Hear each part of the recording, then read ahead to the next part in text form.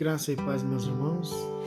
Nesse dia 5 de maio, nós queremos ler um texto junto convosco em Ezequiel 44, verso de número 15, diz assim: mas os sacerdotes levíticos e os filhos de Zadok, que guardaram a ordenança do meu santuário, quando os filhos de Israel se extraviaram de mim, se aproximaram de mim para me servirem, e estarão diante de mim para me oferecerem a gordura e o sangue, diz o Senhor Deus. O que eu aprendo, amados irmãos, com este versículo? Nós precisamos analisar rapidamente o contexto aqui. Ezequiel é um exilado, é um profeta usado no meio do caos da Babilônia, quando Israel é levado cativo para a Babilônia. Ezequiel, ele é usado em profecias ali ao lado do rio Quebar para profetizar para Israel.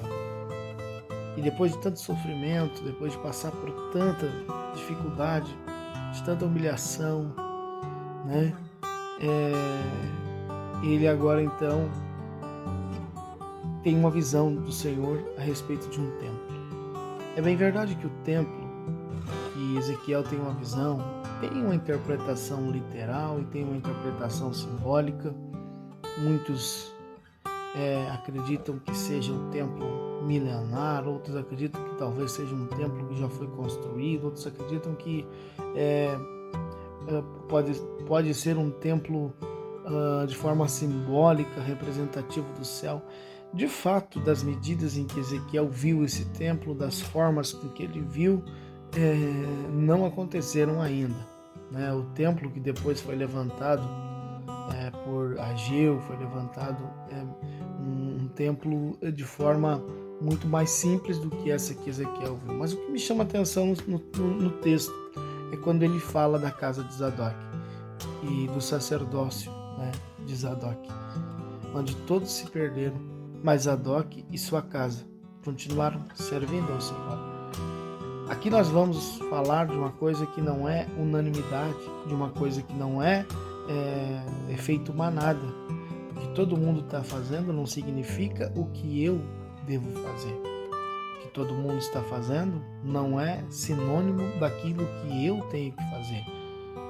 A Bíblia diz que então, Deus falando com Ezequiel, diz: enquanto o povo de Israel se afastava de mim, se extraviava de mim, se misturava com outros povos, que adorava outros ídolos, que se prostrava diante de uma depravação moral, a casa de Zadok continuou servindo a Deus em meio ao caos. Quando nós olhamos para a palavra de Deus, nós vemos no livro de Josué reunindo o povo e dizendo: olha, vocês podem servir a quem vocês quiserem, mas eu e minha casa vamos servir ao Senhor.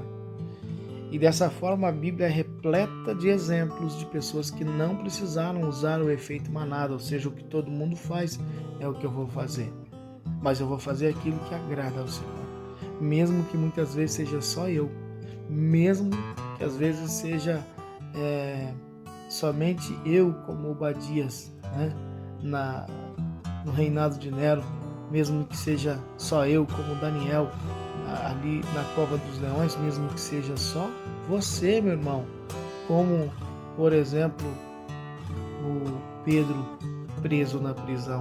Mas não vamos nos dobrar aos desejos do inimigo, não vamos nos dobrar às afrontas, não vamos nos dobrar à tendência de uma apostasia muito grande que temos visto. Mas pelo contrário, sejamos eu e você casa de Zadok, um sacerdócio real que continua servindo a Deus, mesmo que tudo em volta esteja um caos, servimos ao Senhor. Esta é uma palavra de ânimo para você nesta manhã. Que Deus te abençoe poderosamente.